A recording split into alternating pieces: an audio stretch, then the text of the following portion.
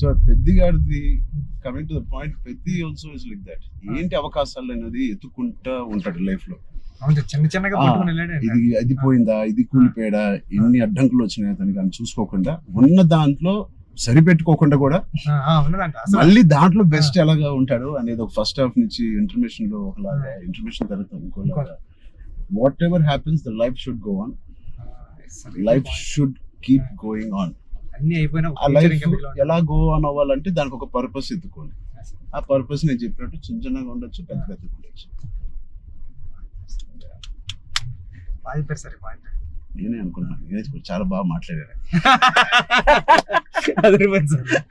నాకేం నచ్చిందంటే పెద్ద అనే ఫిలిం లో నువ్వు అన్అడల్టరేటెడ్ గా, అంటే ఏవి కమర్షియల్స్ గా ఆలోచించడం కానీ ఫ్యాన్స్ పరంగా కానీ ఏ ఉద్దేశం లేకుండా ఆ కథకి ఏది న్యాయం అదే నువ్వు రాసావు, అదే నాకు చెప్పావు. అక్కడ నీ నిజాయితీ నాకు ఫస్ట్ నచ్చింది. ఆ క్యారెక్టర్ లో ఉన్న నిజాయితీ నచ్చింది, పెద్దిగాడి క్యారెక్టర్ లో ఉన్న నిజాయితీ నాకు నచ్చింది. దాని తర్వాత ఏదేమైనా లైఫ్ లో ముందుకు సాగుతూ వెళ్ళాలి అనే point is the biggest point of Peddi. Hurdles వచ్చిన ఇంకోటి, ఇవన్నీ దేనికి చేస్తున్నారు, కథ ఏంటి, ఆ కథ ఇవన్నీ దేనికి చేస్తున్నారు, ఇన్ని ఆటలు ఎందుకు ఆడుతున్నారు, అదేంటి cross over athlete. Main point అది sir, main point cross over athlete. ఆ క్రాస్ ఓవర్ అథ్లీట్ ఒక అథ్లీట్ గా వెళ్ళొచ్చు, ఒక కొంత దూరం వరకు తన జీవితంలో ఏదో ఒకటి సాధించవచ్చు. ఇంత తపంతో how come he went that far to do that and achieve that goal. That I feel identity, గుర్తింపు కోసం. ఢిల్లీ ఎపిసోడ్ నాకు మిమ్మల్ని చూసిన ప్రతిసారి కళ్ళంట నీళ్ళు వస్తా సార్. ఐ థింక్ నా ఫేవరెట్ ఎపిసోడ్ చెప్పొచ్చు లేదో తెలియదు, ఇస్ ద ఢిల్లీ ఎపిసోడ్. అంటే నీ కథ మొత్తం, నువ్వు ఇందాక 2 గంటలన్నర కథ లేదా 3 గంటలన్నర కథ, ఆ ఢిల్లీ ఎపిసోడే మీ కథ. అవును సార్. ఢిల్లీ నేను ఢిల్లీ ఎడిటింగ్ రూమ్ లో చూసిన ప్రతిసారి మీకు కాల్ చేశాను సార్. నవీన్ అంటున్నారండి, ఎడిటర్ నవీన్ ఏమన్నాడంటే అండి, నవీన్ అన్న వచ్చి నువ్వు చూసిన ప్రతిసారి 20 వరకు కాల్ చేస్తున్నావు అని.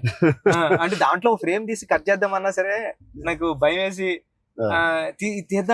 తీద్దామా లేకపోతే ఇది ఒక్కటే తీసేద్దామా అంటే, నువ్వు ఒకసారి గుర్తుపెట్టుకో, ఈ విజువల్ చూసిన ప్రతిసారి నువ్వు రామ్ చరణ్ సార్ కాల్ చేసావు, నువ్వు ఎలా చేస్తావు ఇది అంటే, అవునా అయితే తీయని మళ్ళీ దాన్ని కాల్ చేసి దాని బిఫోర్ ఎక్కడ కట్ చేశాను కానీ ఢిల్లీ కట్ చేయలేదు సార్. ఏం లేదు బుచ్చి, ఒకటి అడుగుతాను ఏం అనుకో కదా. చెప్పండి సార్.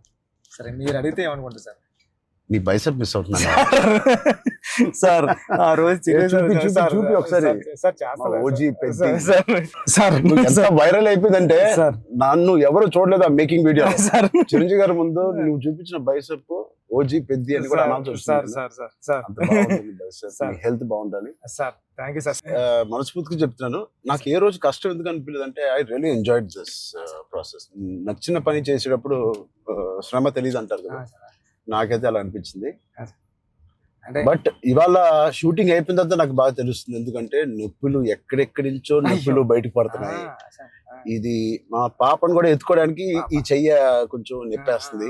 రేపు ఎల్లుండో వెళ్ళి చిన్న ఎక్స్రే తీయాలి. అంటే ఆ కుస్తీలో చేయి పట్టి పట్టి పట్టి అది అదురు ఉంటది, అదిరి కొంచెం ఏదో అయింది దీనికి. మళ్ళీ మీకు చేతికి అది కుస్తీలో పట్టడం, ఆ పైల్వాన్స్ అందరం తిరగేయడం అట్లతో పాటుగా మళ్ళీ సార్, పైగా నువ్వు పెట్టింది ఆర్టిస్ట్ కాదు, నిజమైన వాళ్ళని బతిమాలి బాబు నువ్వు యాక్టింగ్ చేయరా బాబు అని చెప్పడానికి వాళ్ళకి టర్న్ అవడం గట్రా రావట్లేదు సార్. సినిమా యాక్షన్ చెప్తే వాళ్ళు నిజంగా కుస్తీ నిజంగా పైల్వాన్ పట్టుకుంటున్నారు పాపం. సారీ సార్ అంటున్నారు. మళ్ళీ నువ్వు నన్ను పెట్టిన టార్చర్ కి ఆ బాడీలు రావడానికి, ఆ బాడీలు అన్ని రావడానికి, ఒకటి క్రికెట్ బాడీ అడిగావు. క్రికెట్ సార్ అంటే క్రికెట్ బాడీ అంటే అసలు చాలా లీన్ గా మన తిలక్ వర్మ, హార్దిక్ పాండ్యా ఒక షర్ట్ వేస్తే ఎలా ఉంటుంది, ఇదే నాకు చెప్పింది నాకు నరేషన్ అప్పుడు.